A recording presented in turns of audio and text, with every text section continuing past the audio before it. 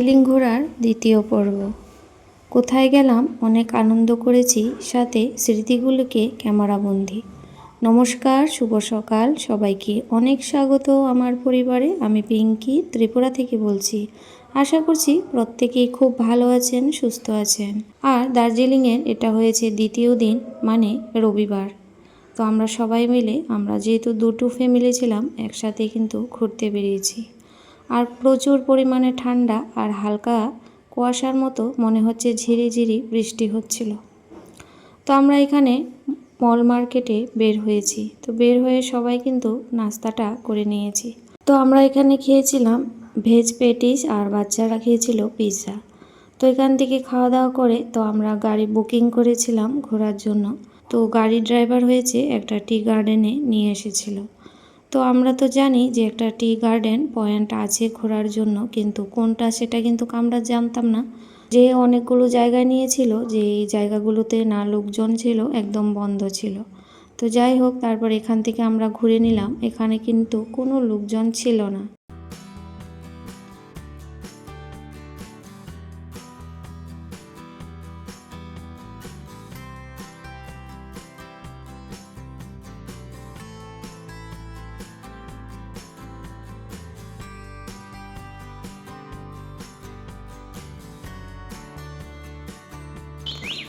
শুভ সকাল প্রিয় বন্ধুরা, কেমন আছেন সবাই?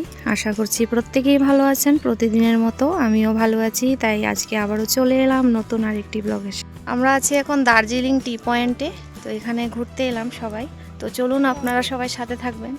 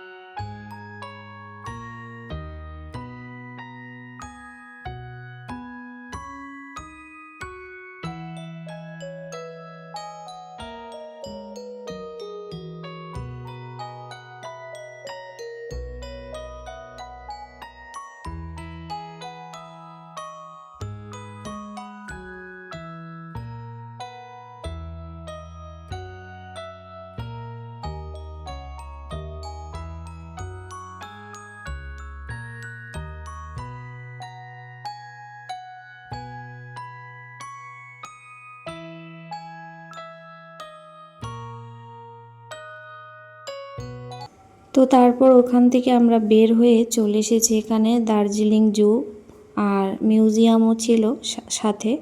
তো যাই হোক, এখানে ছিল প্রথমেই ঢুকতে গিয়ে রেড পান্ডা, মানে ডান সাইডে, আর উপরে ছিল। যখন আমরা এসেছি তখন প্রায় ওখানে 10টার মতো বাজে, আর লোকজন কিন্তু প্রচুর ছিল। আর আস্তে আস্তে আরও প্রচুর পরিমাণে লোকজন ভর্তি হয়ে গিয়েছিল। তো যাই হোক, একদম উঁচুতেই, আর দার্জিলিং মানেই সব কিছুতে হেঁটে হেঁটে দেখতে হয়, একদম উঁচু, অনেক উঁচুতেই সমস্ত কিছু। তো যাই হোক, খুবই মানে ঠান্ডা ছিল এখানে। আর কুয়াশা পড়াতে মনে হচ্ছিল জামা কাপড় এমনিতেই কিন্তু ভিজে গিয়েছিল, যেহেতু আমাদের কাছে কিন্তু ছাতা ছিল না। চলুন আস্তে আস্তে আমার সাথে থাকুন আর দেখতে থাকুন।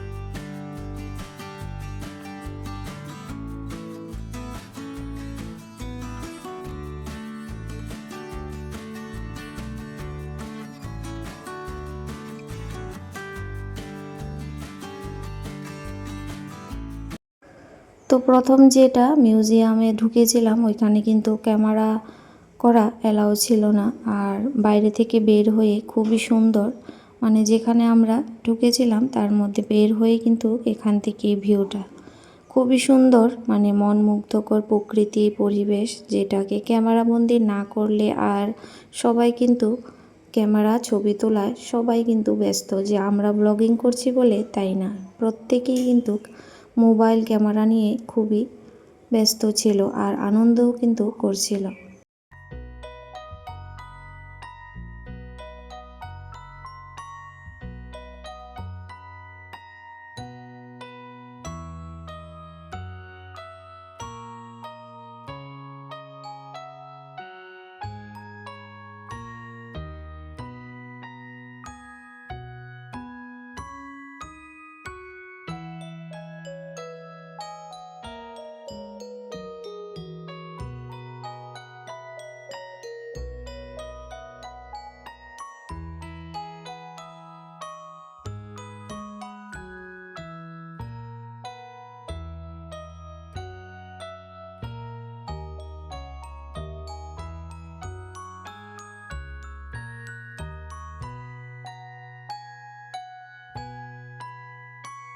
তো এখানে সায়েন্স মিউজিয়াম যেটা ছিল, আমরা নিচে থেকে সমস্ত কিছু দেখে উপরে এসেছি। তো এখানে অনেকেই দেখছিলাম একটু করে লুকিয়ে ক্যামেরা করছিল, তো তারপরও কিন্তু আমিও একটু ক্যামেরাবন্দি করেছি, কারণ আমার বড় ছেলে তো আসেনি, একটু হলেও ওকে দেখাবো তাই, আর আপনাদের জন্য।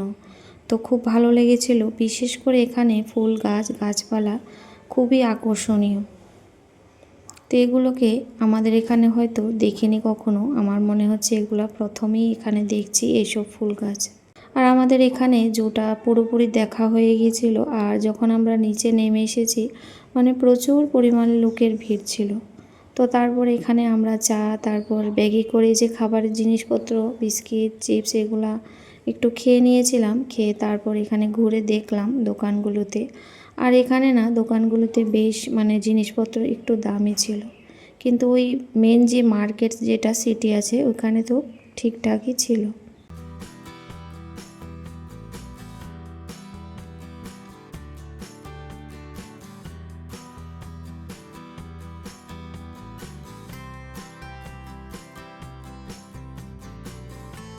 তো এখান থেকে আমরা নিচে নেমে খাওয়া দাওয়া করেছিলাম। তারপর এখানে যে স্কুলটা, তো এখানে হয়েছিল দুটো ফিল্ম হয়েছিল, হয়তো আমার ঠিক জানা নেই, কিন্তু কেউ বলেছিল তো শুনেছিলাম রণবীর কাপুর আর এয়ারিয়া যেটা হয়েছিল আর কি। তো যাই হোক, বাইরে থেকে একটু ক্যামেরা বন্দি করেছিলাম কারণ খুবই সুন্দর ছিল। তো তারপর এখানে এসেছি আমরা রামকৃষ্ণ মিশনে। তো রামকৃষ্ণ মিশনে আস্তে আস্তে আমাদের 12:30 বেজেছে। আর ড্রাইভার কিন্তু জানে হয়তো, কারণ সব সময় ওরা এখানেই থাকে, লোকাল যেহেতু, তো এটা কিন্তু বন্ধ ছিল আর আমাদের কিন্তু বলেও নি, আর এখানে এনেই কিন্তু আমাদের ছেড়ে দিয়েছিল। তো যাই হোক, আমরা এরকম একটা ফাঁদেই পড়ে গিয়েছিলাম, কিচ্ছু করার নেই। তারপরেও আস্তে আস্তে অনেকটাই উপরে চড়ে গিয়েছিলাম, মানে উঠতে উঠতে বেশ হাঁপিয়ে পড়ছিলাম, কিন্তু তাও ঘুরতে এসেছি, দেখতে তো হবেই। আর উপর থেকে খুবই সুন্দর।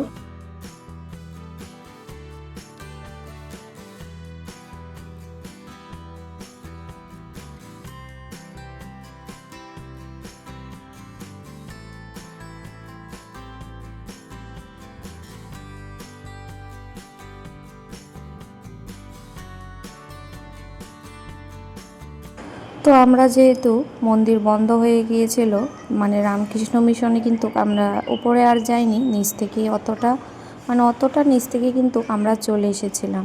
তো টেনজিং রকটা ছিল, তো সেটার সামনে একটু ঘুরে নিলাম। আর এখানে প্রচুর পরিমাণে ভিড় ছিল, আর সাথে হয়েছে আবহাওয়াটা এরকম একদমই কুয়াশাচ্ছন্ন ছিল। তো যাই হোক, তারপর এখান থেকে নেমে আমরা চড়েছিলাম রোপওয়েতে, আর রোপওয়ে কিন্তু বন্ধ ছিল 29 আর 30 তারিখে, সেটাও আমাদেরকে বলা হয়নি, ড্রাইভার দাদা একদম বলেনি। আর উপরে গিয়ে দেখি যে এটা বন্ধ ছিল, হয়তো আবহাওয়ার কারণে। তো যাই হোক, আমার খুবই ইচ্ছে ছিল এটা চলার জন্য, কিন্তু আমাদের হয়তো ভাগ্যে ছিল না। আর কিন্তু এখান থেকে ভিউটা খুবই সুন্দর, আর কি বলবো, মনে হচ্ছিল যে এখানেই থেকে যাই।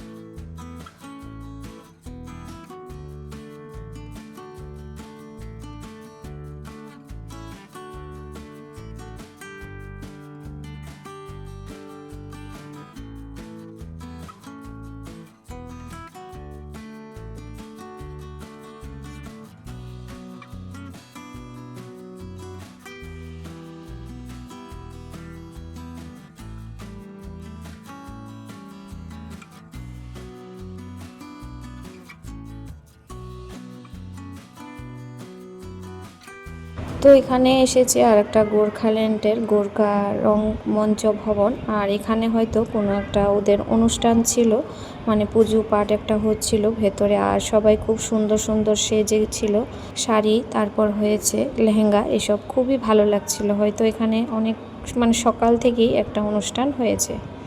তারপর এখান থেকে অনেকটাই মানে দোকানপাট ছিল, তো এখানে আমরা কিছু কেনাকাটা করিনি, কিন্তু একটু ঘুরে দেখে নিয়েছিলাম। তো খুবই ভালো লাগছিল আসলে, পরিবেশটাই এরকম, এত সুন্দর ফুলগুলা মানে মন মুগ্ধ করে নিয়েছিল সমস্ত কিছুতেই। আসলে এখানে না ঘুরলে হয়তো বুঝতেই পারতাম না যে এতটা সুন্দর।